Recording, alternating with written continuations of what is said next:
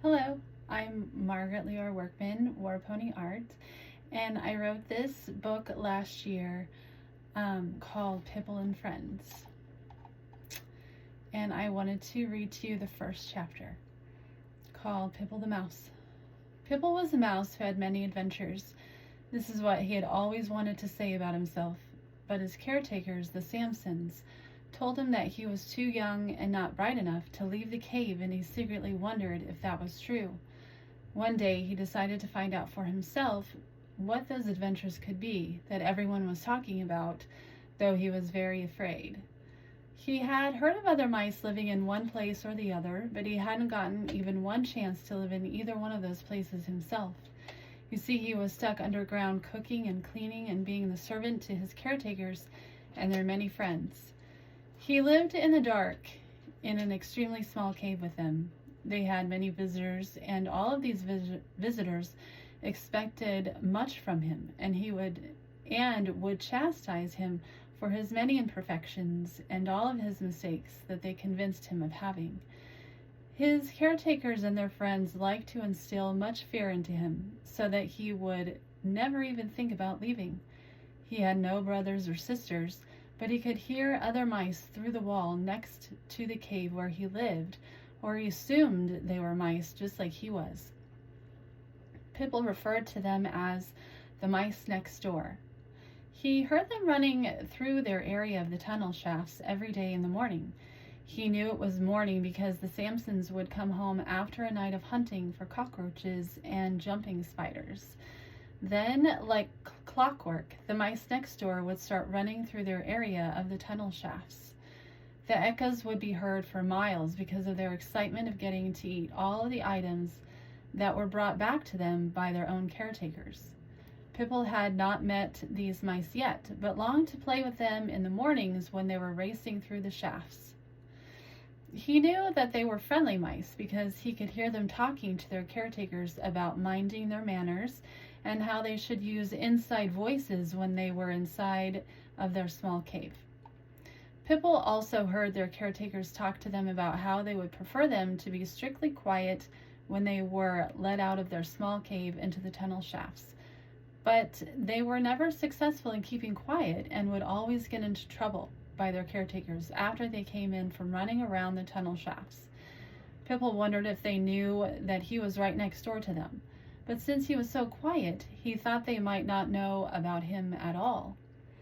One night, while his caretakers were out hunting, Pipple took a chance to communicate with the mice next door. He knocked on the wall of the cave with a stick where the wall was indented further in. He knocked 5 times to say that he was a friend to them. He looked up and saw something that he hadn't seen before. The wall of his small cave did not reach up to the top of the ceiling. He thought for sure that the wall had extended all the way up to the ceiling before. He said a small, "Hello, mice next door, are you there?" He instantly heard small voices echoing from over the wall into his cave. They yelled to him and said, "We are here," in a very excited voice. Instantly, Pipple felt that they wanted to be his friend. They laughed excitedly about him being right next door. He knew that they could yell to him because their caretakers were gone as well.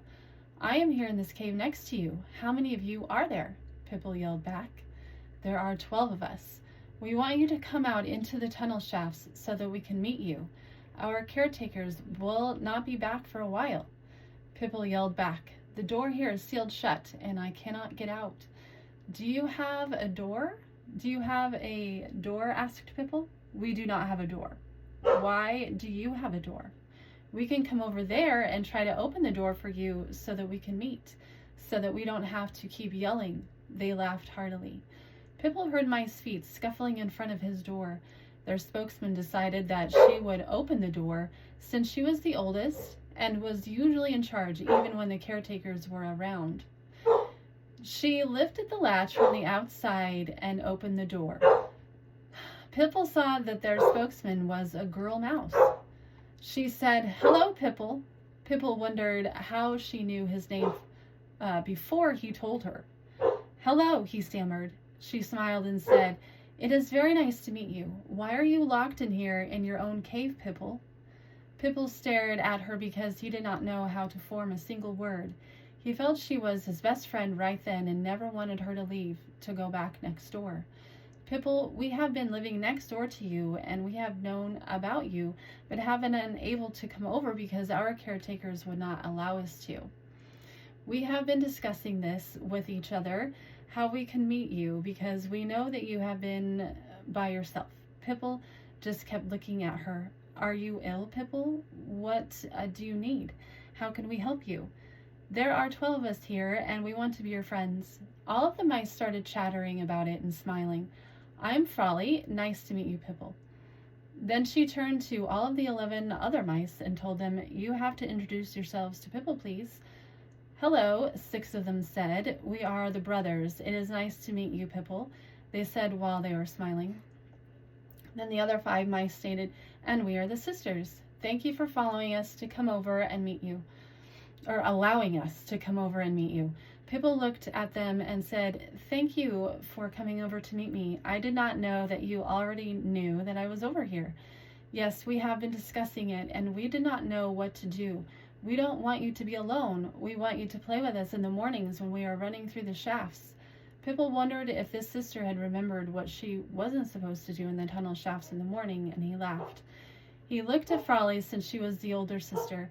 Frolly looked at her and said, sister, you know we get into trouble every time you do not use your manners in the tunnel shafts.